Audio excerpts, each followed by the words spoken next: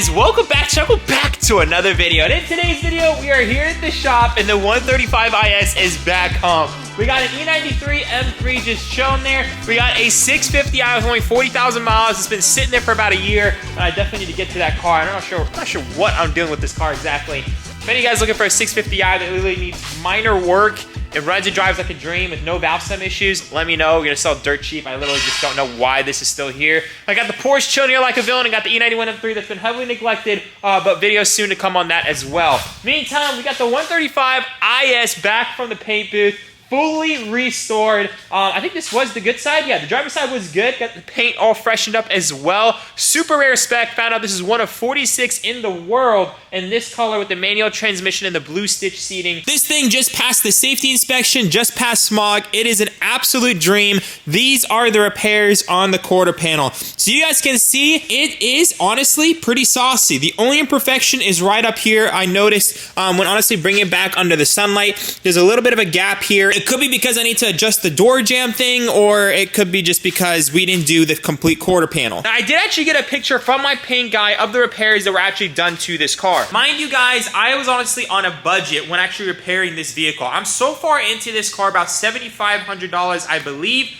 I'm not exactly sure. We're gonna have to run it back and do the numbers, but I believe I'm into this car about $7,500 to $8,000. Not even registered yet. So probably registered, let's say $8,000 to $8,500. That's what we're into this car so far. And I'm happy we're not into it anymore because we just ran into a major issue on this car. We'll get to that a little bit later in the video. For now, I'll go ahead and show you guys a picture right there of how the actual repairs went down on this 135 IS. You guys can see right there that the quarter panel was technically replaced. A chunk of it was replaced, not entirely. If you want to replace the entire quarter panel, it was going to run me somewhere on the long, I think you told me around $2,300 to $2,500 to replace the quarter panel. That's not including paint and everything else. The route that we ended up going with was about, I believe, $1,300, and that included paint.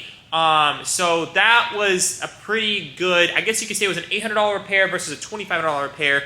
And for good reason, I went with the $800 repair plus the $500 for paint and a couple other things. But long story short, this car looks absolutely stunning in person. I'm super happy we revived this end of the day. This is the Le Mans Blue, again, one of 46, 135 IS. It has the M Performance exhaust. It has the absolute beautiful interior. I'm going to show you guys the interior on this car, guys. So you guys can see, first off, the jams are perfect. We're going to go ahead and talk about that later. Check out this interior. Absolutely stunning, absolutely mint, guys. This steering wheel is so mint. The dashboard is absolutely mint. There's no peeling up there going on either. Shift knob, like, armrest does not even have any imperfections. When I mean mint, I mean absolutely mint with the blue stitching. The door now, thankfully, shuts perfectly fine. The gaps honestly look pretty good as well. The front gaps look absolutely perfect. The rear gaps, again, not absolutely perfect, but pretty good. Like, no one's gonna be able to tell unless you tell them it's been hit and repaired right there, which is pretty good to me. End of the day, a salvage car is a salvage car, and people are gonna ask you, where did it get hit? You're gonna tell them right here, and end of the day, it's not gonna matter. Price of it's gonna reflect the value of the car. End of the day, it's a salvage title car, so for this one, it really doesn't matter as much. For example, like the Porsche, I went above and beyond in that car. I'm in that car about I believe like $48,000, and it's not worth anywhere near that. I believe the Porsche is worth somewhere on the line about $38,000, and I'm in that car about $48,000 because I did the proper repairs. When I was in the Supra, I don't know if you guys remember the yellow Supra that I had, I was in that car $54,000, and I sold it for $40,000. So I took a huge loss on that doing proper repairs on a salvage car, and I really noticed that when you do the most proper repairs, it's great if you want to keep it for yourself, but at the end of the day, you might as well have just gotten a clean title because you're in it clean title money at that point. For example, the money I'm into this Porsche right now, I could have got a clean title and actually did maybe the GT4 bumper upgrade. I wouldn't be able to go as crazy as I did on this car because it has a crazy amount of upgrades that if I was in a clean title, I'll probably be worth around 65 to 70.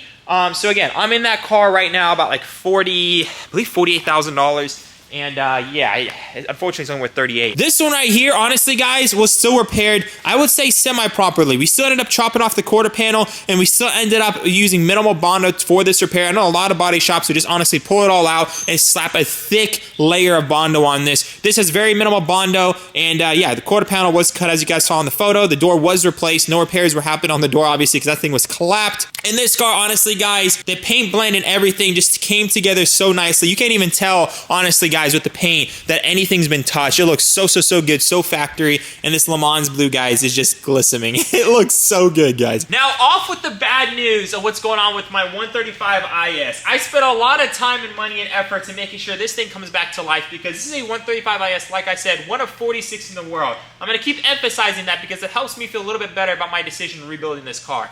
Turns out, my first drive home, I was driving it back about 30 minutes. Again, mind you guys, first drive. As soon as we fixed the suspension, I actually got it towed to the body shop because it was still rubbing against the quarter panel. I didn't want to damage the tire or anything else. Once we actually got it back to the shop, I was like, oh, car drove great, no problems, no issues. Ended up taking it to safety inspection, passed safety inspection, which is honestly a lot more stricter nowadays. The past safety inspection, it's basically the new replacement for brake and light. So instead of just doing a brake inspection, a light inspection, they check all fluids to make sure of any leaks, no coolant leaks, no AC leaks, no like any major leaks. It automatically fails. If the horn doesn't work, if there's any lights on the dashboard, even a TPMS light, you will fail safety inspection. The car needs to literally be absolutely perfect to be safe on the road again. So safety inspections are a lot more strict now, which means salvage title cars should honestly have a lot more value if it passed the recent safety inspections, because it just shows you this car has been really looked out, has been really thoroughly looked at. It's basically like a pre-purchase inspection, top to bottom. You have to put the car on a lift to visually check everything, make sure there's no frame damage.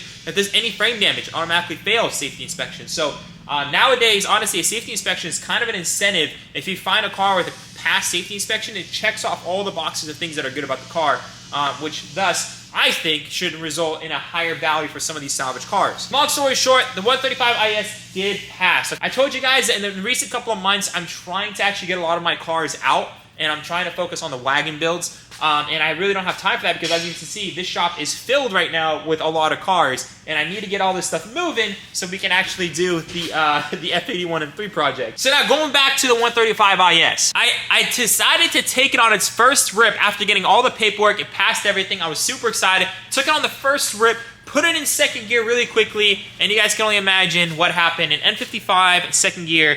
It grinded. It grinded a little bit, unfortunately, but a grind is a grind, and it doesn't matter, unfortunately. I have to disclose that. So, obviously, in terms of the car driving, I drove it on the freeway, took it every single road, went into second gear, no problem. It still goes into second gear, no problem. Is if when you accelerate quickly, second gear only, it will go ahead and grind as you're going into second gear, unfortunately. Very common issue. That's probably the only thing that honestly shows its miles on this car is the transmission. Everything else, the interior looks like it has 20,000 miles on it. Like, I'm serious. It looks absolutely mint.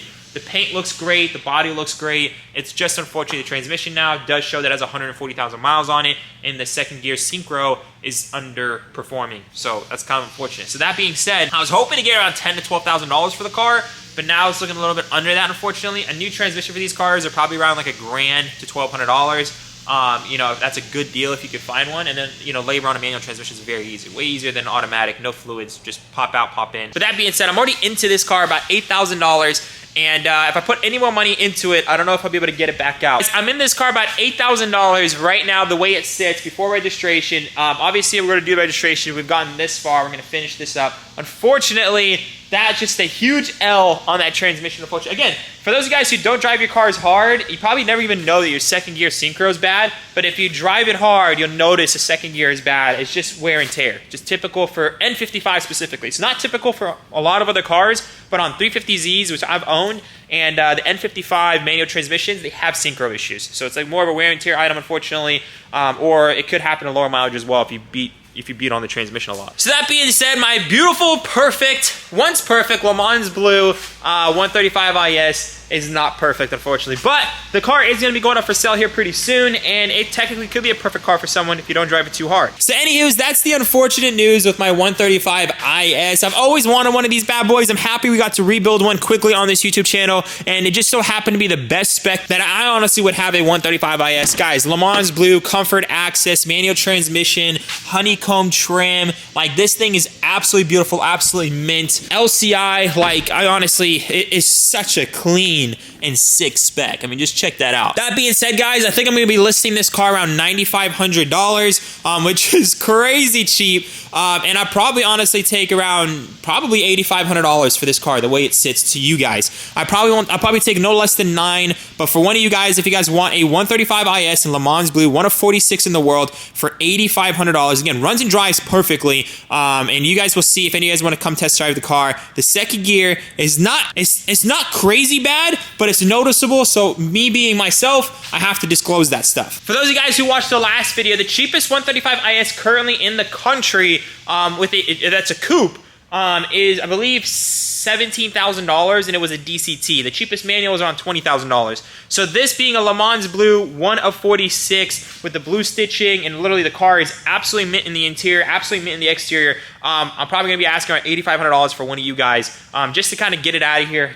I'm not making a penny. If anything, I might be making like $200 on it. It was more for the journey. It was more for the content. Do we make money on this? Absolutely not. If the transmission was absolutely perfect, maybe we would have made it a couple grand.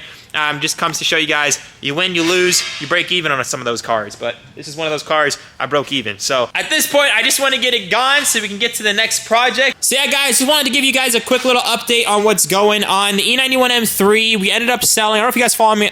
For those of you guys who are not following my Instagram, we actually sold the CS seats out of here, and I'm reverting this thing back to M3 seats. Reason being is that I actually don't want to have F80 seats in an E9X car anymore. I want an E90 M3 mint steering wheel. I want an E90 M3 mint seats. I want this thing to feel like an E9X M3 because we're building the F81 M3, and I want to jump in 2 different wagons that feel 2 completely different experiences, not basically having 2 cars in one and then the other car is an F80. I don't want an F80 slash E90. I want an E90 and an F80 wagon. I think it'd be super clean. The Porsche is absolutely stunning. I absolutely love, again, the way this car looks, and it's a shame that it's just kind of chilling in this garage. If any of you guys want to take it off my hands, let me know. At this point, guys, I'm just liquidating all my cars, pretty much losing money on pretty much all of them. My main thing is right now, guys, is to just pretty much get everything moving so I can actually focus on the wagon builds. I want to get the wagon builds in here and just start working on them, and all these cars are just taking up space. So if any of you guys want to help a boy out, hit me up on my Instagram. But yeah, guys, that's pretty much gonna have to conclude this video. Just wanted to give you guys a small little update on what's going on. But yeah, the 135 IS was honestly completed fairly quickly, so I am happy about that. Anyways, guys, on our road to having 2 sick wagons, without further ado, I love y'all so much. Remember to stay humble. See you on the next one. Peace out. Yeah, let's see how you do under pressure. I've been wanting this shit forever. I've been in the field with whatever they throw at me. Brush it off, pick myself up, moving on to the better.